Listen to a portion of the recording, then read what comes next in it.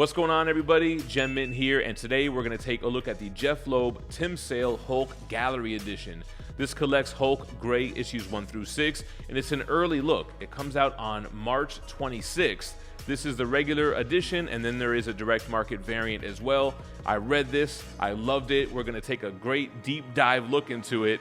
It doesn't really have spoilers. I mean, it's a retelling of the Hulk's origin in only the way that Jeph Loeb and Tim Sale could do. So I wouldn't really worry too much about that. If you guys are looking to pick up any collected editions, hardcovers, omnibus, whatever, if you're in the States, you got to check out organicpricebooks.com. As always, use code GemMint. It'll save you $2 every time. And if you're overseas in the EU, check out comicsbugle.com. Just like Organic Price Books, they have bomb-proof packaging. They have pre-orders, and their system is set up in such a way where you pre-order now and you don't pay until it's ready to ship. I love that. You also get little goodies in each purchase, and they have customer service that's guaranteed to respond to you within 24 hours. So organicpricebooks.com if you're in the States, comicsbugle.com if you're overseas. Let's take a look at the Hulk Gallery Edition. All right, before we get into the story, let's take a look at the actual book, and let's compare it to the size of a regular size comic book. The Gallery Edition is obviously much larger of a trim size, and then if you compare it to an omnibus, can get the idea of how large these books actually are. So here we have the front, Jeph Loeb, Tim Sale, Hulk Gray, Tim Sale artwork from 2003. This is a thinner book, it's only 6 issues. And then here we have the back, retails $50, a biography on the story, which we'll go over now, which essentially is a retelling of the origin. Opening up here, just some black cover pages. I love how the book is displayed. The graphic design is really nice, as you can see. You have some more of the credits here. A beautiful introduction by Jeph Loeb. It always hits super hard when Jeph talks about the passing of Tim. I'm a big Jeph Loeb fan, but when they worked together, it was like magic. So this is another entry into their colors universe. They did Spider-Man Blue, Daredevil Yellow, and they talk about the book that they wanted to do after this, which was Iron Man Gold. A shout out to his original Mark I gold armor, or is that Mark II? Anyway, here we jump into chapter 1. Oh, actually, another great thing about the origin is they kind of talk about the inspiration for the feel of this book and how they really borrowed from the Bulk character, the parody Hulk from Not Brand that Marvel Comics did. So a great read, this introduction, man. Some insight onto their thought process on the book. So chapter 1 starts off, A is for Apple, and you have Bruce Banner talking to his therapist, Leonard Samson, and I like how it starts off black and white. Bruce is talking to Leo, and the little hints of color that start to show up. Don't make me angry, you wouldn't like me when I'm angry, kind of a thing. But, you know, he's in therapy and he's making a breakthrough, and I love this, man. So starting the issue when he talks to his therapist saying it all began with, boom, a gamma bomb. And like when you flip that page, it hits so hard. So a retelling of the origin, kind of in a little bit of a different manner, but Rick Jones is out on the testing field when the bomb is going off. So Bruce Banner goes out there to stop him. You have General Ross here, his daughter Betty. So a lot of similarities to the origin, but they do change things up a little bit here. There's a lot of big single-page panels. They hit super hard, double-page spreads. This is him transforming into the Hulk for the first time, and if you guys know, he was gray in that first issue, really due to like a coloring issue with Marvel. So this story kind of talks about his early times as Gray Hulk, transforming in front of Rick for the first time, and how Rick kind of gives him the name Hulk, which is not from the original origin. Big double page spread, and this just gives me the same vibe as like The Long Halloween. I don't know, like this kind of blue background, the artwork, a lot of Hulk going up against the army in his early years or early days as Hulk. And the depiction of Hulk, and it's even kind of explained a little bit more at the end of the book, how Tim Sale looked at the Hulk like a 4-year-old kind of mentality in this huge, strong body. The whole time the narration is Bruce Banner talking to the therapist, and kind of finding things out about himself, about the Hulk, how he still had Bruce's kind of sanity inside of the Hulk. And the first thing he did was go seek out Betty. He knocks on the door, and issue 2, B is for boy. And again, you're getting that narration in the current time, looking at these flashbacks of him first visiting Betty as Hulk. She doesn't know that he's Bruce Banner yet. She faints and he kidnaps her, trying to protect her from the bad army. And man, I just love the artwork again. These fingernails, them depicting his size and strength. And then Ross, man, the whole series ends with the realization that, you know, Ross was not a good father to Betty, and she still loved him anyway, just like Bruce wasn't a good boyfriend or husband to her, and she loved him anyway. And that realization really hits Banner pretty hard. So here we have Rick finds Banner after his first transformation, brings him to the doctor and lies to the doctor saying that Bruce is his dad and just wants to get him checked out. So it's fun to be in this world where we still don't know, or this world doesn't know that Bruce Banner is the Hulk. And this is a great scene too. Banner puts him, gets him to secure him in this bunker and like, hey, hit the red button and no matter what, don't let me out. So Rick's sitting outside the door while Hulk is screaming and banging to let him out. Super intense, these issues, man.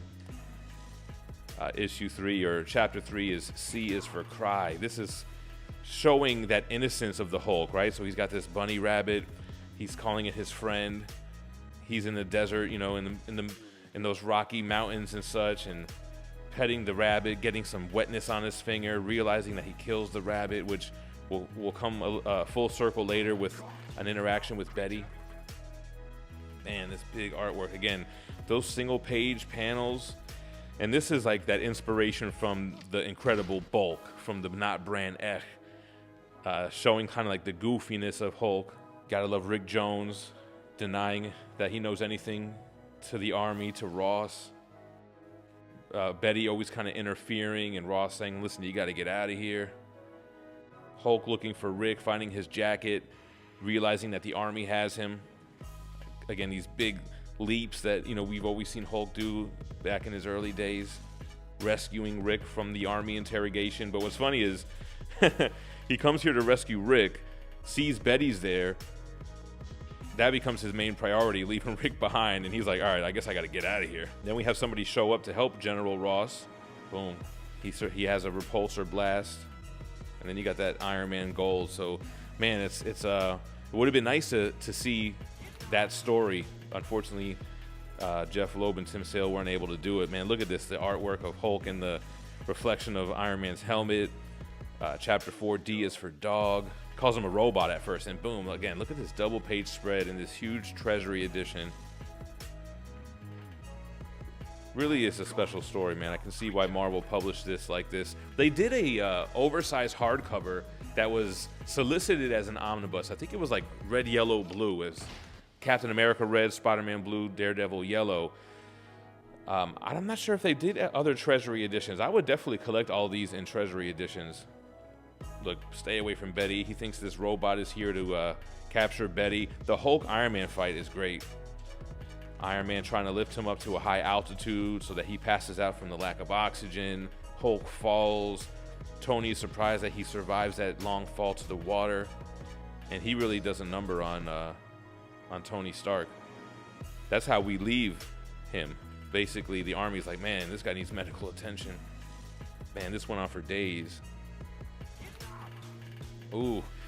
When this happened, I gasped out loud, right? Like, I'm looking at this fight, great fight between Iron Man and Hulk. I turn the page, I'm reading this, and I'm like, ooh. He accidentally bonks Betty. She hits her head on the rock. She starts bleeding. Throwback to the rabbit scene. And Hulk is like terrified with himself. He thinks he killed her, and he knows he has to fix her. So Hulk, and we'll see that in chapter 5, trying to do whatever he can do to fix Betty. And here goes them saying, "Sir, we found him. But there's a man in this armor. It's not just a robot." But man, Ross is like, "Hey, we never asked him to do this fight. Leave him."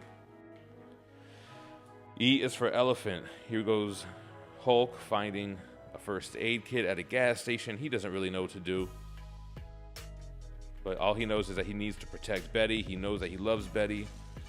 Again, big art on these huge pages. She comes to finally, and I like how when she gets angry, she kind of talks to Hulk in a way that nobody would dare to.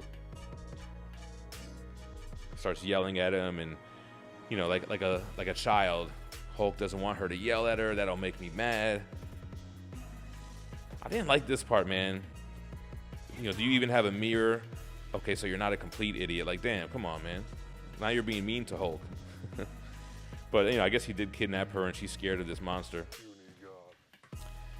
But, like, he goes and even finds lightning that recently struck this tree to bring her some fire because she mentioned she was cold.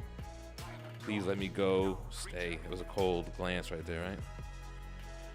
Again, these double page spreads with this kind of like bluish greenish background, I love it, man. Just feels so signature to this team. And again, anytime you see these narrations, it's Samson and Banner trying to I don't know, trying to unpack something. Something's messing with Banner, and they're talking about the first interactions as Hulk. And what's funny is, in Marvel canon, the first introduction between Hulk and Iron Man was in Avengers 1. So in this story, they kind of make it canon that, no, see, Tony actually had a journal that stated this interaction they had while Hulk was Grey Hulk. So they actually did have an interaction prior to Avengers 1. Chapter 6, last issue, F is for Father, and like I kind of already mentioned, a revelation of Betty's relationship with her dad, General Thunderbolt Ross, and kind of the comparison to her relationship with Banner. Big double page spread, fighting choppers, fighting the army. Again, early Hulk stuff. Hulk is not a monster. I like how they did the teeth. It gives me like Doomsday vibes. Betty getting in the middle, and the fact that he's willing to have the army fire on Hulk, even though they know bullets bounce off him. They know he's in close proximity with Betty, but it just shows kind of how careless Ross is, and all he cares about is his immediate goal of taking down this monster. Look, Hulk didn't want to hurt Ross because he saw that Betty loves her dad. And then when we end the story, Daddy, you're as horrible as that Hulk, we go back into black and white, into the current time. Banner gets pissed off, Hulk's out, no more talk, Hulk smash, and boom, Banner dips out after learning that revelation. Great story, hard-hitting, touching, emotional, beautiful art. This book does this story so much justice. The sketchbook in the back is great too, because you get a lot of insight from not only Jeph, but Tim as well. A lot of the inspiration. Again, here's like the Bulk, the Jim Steranko with the Kirby face, and how they approached the character for this retelling of the origin. So some great bonus material. Rest in peace, Tim Sale, man.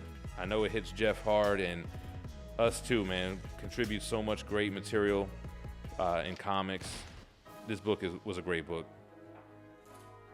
I do want to thank ThatSpidermanBooth.com for sponsoring this video. If you guys are into single issues, especially variants, check out their subscription box. You get 5 comics. It's $100 of retail value for just $50, and every box has a comic that's exclusive to that box. The only place you can get it, head on over to ThatSpidermanBooth.com. Incredible story. Love this book. I definitely could see myself collecting all of the Colors books in this format.